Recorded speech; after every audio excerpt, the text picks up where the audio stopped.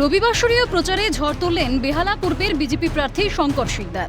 এদিন সকাল সকাল ১১৫ নম্বর ওয়ার্ডে উটখোলা গাড়ির মাধ্যমে প্রচার কর্মসূচি সারেন বিজেপি প্রার্থী। মানুষের স্বতঃস্ফূর্ত জনসমর্থনে জয়ের ব্যাপারে ১০০% আশাবাদী বেহালা পূর্বের বিজেপি প্রার্থী।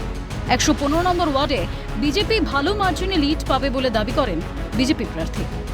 ১১৫ নম্বর ওয়ার্ডে আমরা প্রতি বছরই মোটামুটি আমরা ভালো রেজাল্ট করি। এবছর আমরা অনেক ভোটে লিড করব, এটা নিশ্চিত। কারণ এখানকার মানুষ সবাই চাইছে যে বর্তমান যে দুর্নীতির সরকার, বর্তমান যে কাটমানির সরকার এবং স্কয়ার ফুটের সরকার, এই সরকারকে চলে যাক, নতুন এক গণতান্ত্রিক সরকার প্রতিষ্ঠা হোক এবং সোনার বাংলা গড়ে ওঠে।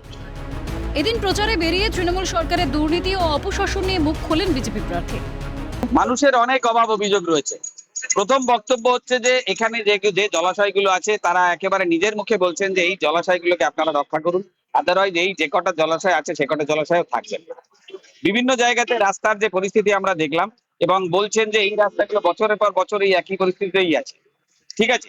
তৃতীয় হচ্ছে জলের সমস্যা রয়েছে, লাইট বিভিন্ন জায়গাতে রয়েছে এবং সব থেকে বড় হচ্ছে ভ্যাট, নোংরা।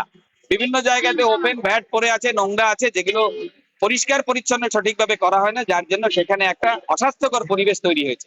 এই বিশেষ বিষয়গুলো এখানকার মানুষের একটা অভিযোগ রয়েছে। আমরা তাদের আশ্বস্ত করেছি ভারতীয় জনতা পার্টির সরকার মানে একেবারে প্রত্যেকটা মানুষের জন্য পরিষেবায় আমরা অঙ্গীকারবদ্ধ।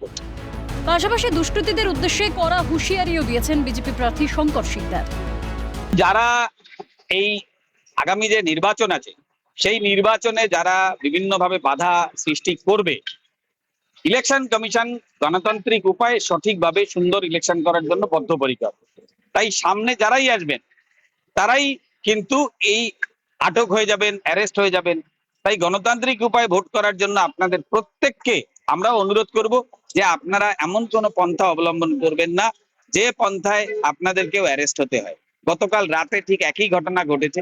গতকাল রাতে আমরা ১২১ নম্বর ওয়ার্ডের মাইতিপাড়া রাত ১১টা সাড়ে ১১টার সময় আমাদের ছেলেরা সেখানে ফ্ল্যাগ লাগাতে গেছে।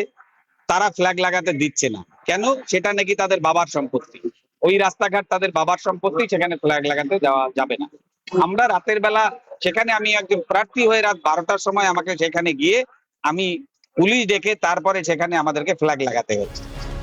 সব মিলিয়ে প্রচারে কোনো খামতি রাখছেন না বেহালা পূর্বের বিজেপি প্রার্থী। জনতা জনার্দনের আশীর্বাদে কত মার্জিনে জয়লাভ করেন শঙ্কর শিকদার, সেটাই এখন দেখার। রাজীব নস্করের রিপোর্ট, ক্যালকাটা নিউজ।